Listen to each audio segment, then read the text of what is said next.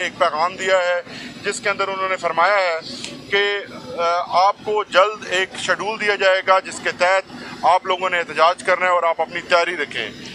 Social media के लिए ख़ास तौर पर खान साहब ने अपना पैगाम जारी किया है कि ये सोशल मीडिया मेरी ताकत है। मैं इन तमाम नौजवानों को जो सोशल मीडिया के वॉलंटियर्स हैं उनको खराज तहसीन पेश करता हूँ और उनकी खिदमात को मैं सराहता हूँ। बहुत शुक्रिया। एक मिनट। बिस्मिल्लाहिर्रहमानिर्रहीम। आज जैसा कि सारे दोस्तों को मालूम है कि खान साहब का आज केस प्रोसीडिंग थी।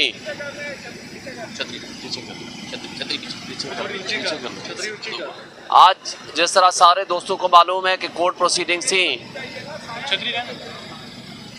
ठीक है, कोर्ट प्रोसीडिंग थी, लेकिन हमें अंदर ले जाया गया, लेकिन हमें डिप्टी सुपरिटेंडेंट के कमरे में बिठा दिया गया और हमें खान